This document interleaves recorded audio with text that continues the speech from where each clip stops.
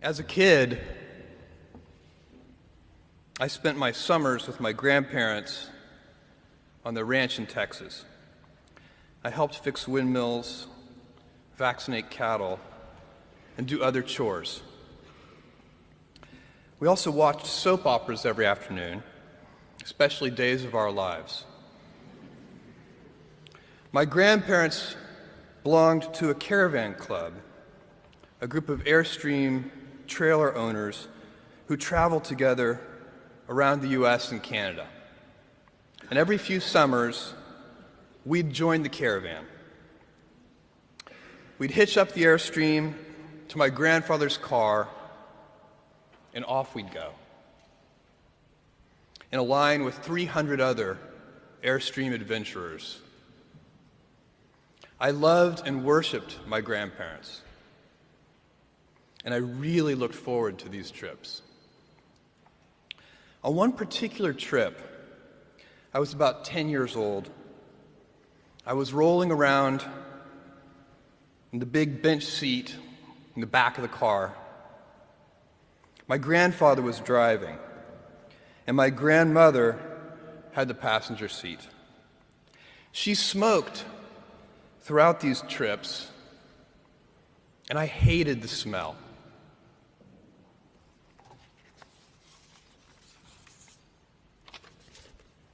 At that age, I'd take any excuse to make estimates and do minor arithmetic. I'd calculate our gas mileage, figure out useless statistics on things like grocery spending. I'd been hearing an ad campaign about smoking. I can't remember the details, but basically the ad said, every puff of a cigarette takes some number of minutes off of your life. I think it might have been 2 minutes per puff. At any rate, I decided to do the math for my grandmother. I estimated the number of cigarettes per day, estimated the number of puffs per cigarette, and so on. When I was satisfied that I'd come up with a reasonable number, I poked my head into the front of the car, tapped my grandmother on the shoulder, and proudly proclaimed, "At 2 minutes per puff, you've taken 9 years off of your life." I have a very vivid memory of what happened next, and it was not what I had expected. I expected to be applauded for my cleverness and my arithmetic skills. "Jeff, you're so smart. You had to have made some tricky estimates. Figure out the number of minutes in a year and do some division." That's not what happened. Instead, my grandmother burst into tears.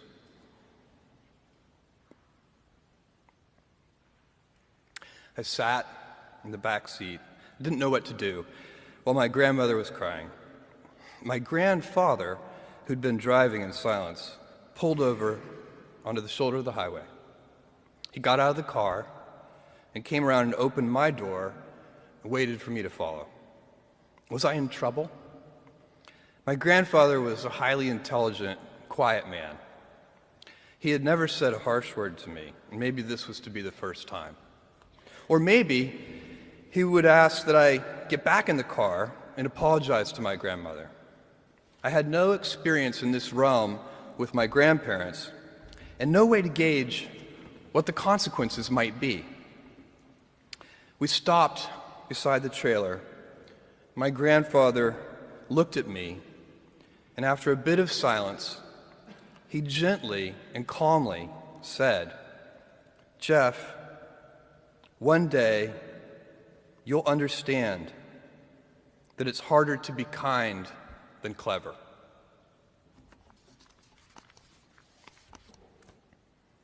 What I want to talk to you about today is the difference between gifts and choices.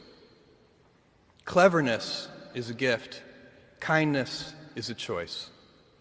Gifts are easy. They're given, after all. Choices can be hard. You can seduce yourself with your gifts if you're not careful, and if you do, it'll probably be to the detriment of your choices. This is a group with many gifts. I'm sure one of your gifts is the gift of a smart and capable brain. I'm confident that's the case because admission is competitive. And if there weren't some signs that you're clever, the dean of admissions wouldn't have let you in. Your smarts will come in handy because you will travel in a land of marvels. We humans, plodding as we are, will astonish ourselves. We'll invent ways to generate clean energy, and a lot of it. Atom by atom, we'll assemble small machines that can enter cell walls and make repairs. This month comes the extraordinary but inevitable news that we've synthesized life. In the coming years, we'll not only synthesize it, but engineer it to specifications. I believe you'll even see us understand the human brain. Jules Verne, Mark Twain, Galileo, Newton, all the curious from the ages would have wanted to be alive, most of all, right now. As a civilization, we will have so many gifts, just as you as individuals have so many individual gifts as you sit before me. How will you use these gifts? And will you take pride in your gifts or pride in your choices? I got the idea to start Amazon 16 years ago. I came across the fact that web usage was growing at 2,300% per year, and I'd never seen or heard of anything that grew that fast. And the idea of building an online bookstore with millions of titles, something that simply couldn't exist in the physical world, was very exciting to me. I just turned 30 years old, and I'd been married for a year. I told my wife, Mackenzie, that I wanted to quit my job and go do this crazy thing that probably wouldn't work, since most startups don't, and I wasn't sure what would happen after that. Mackenzie, also a Princeton grad and sitting here in the second row, told me I should go for it. As a young boy, I'd been a garage inventor. I'd invented an automatic gate closer out of cement-filled tires, a solar cooker that didn't work very well out of an umbrella and aluminum foil, baking pan alarms to entrap my siblings. I'd always wanted to be an inventor, and she wanted me to follow my passion. I was working at a financial firm in New York City with a bunch of very smart people, and I had a brilliant boss I much admired. I went to my boss and told him I was going to start a company selling books on the internet.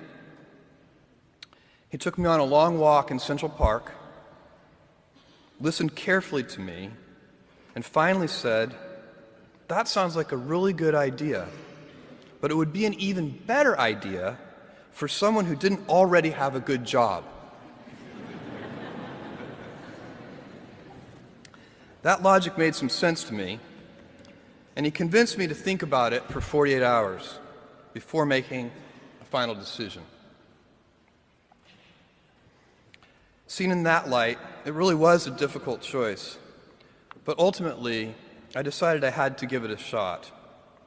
I didn't think I'd regret trying and failing, and I suspected I would always be haunted by a decision to not try at all. After much consideration, I took the less safe path to follow my passion, and I'm proud of that choice. Tomorrow, in a very real sense, your life, the life you author from scratch on your own, begins.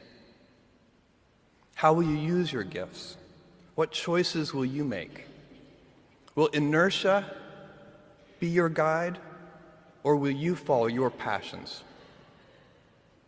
Will you follow dogma, or will you be original?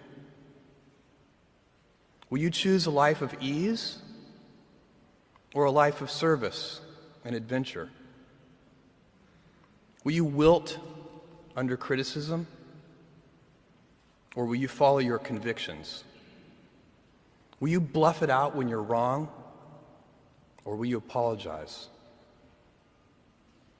Will you guard your heart against rejection, or will you act when you fall in love? Will you play it safe, or will you be a little bit swashbuckling?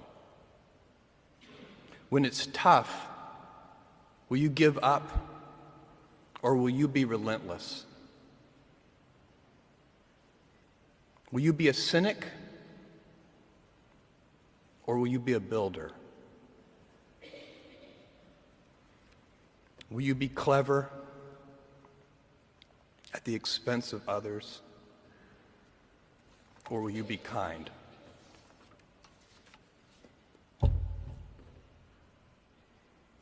I will hazard a prediction. When you are 80 years old, and in a quiet moment of reflection, narrating for only yourself the most personal version of your life story, the telling that will be most compact and meaningful will be the series of choices you have made. In the end, we are our choices. Build yourself a great story. Thank you, and good luck.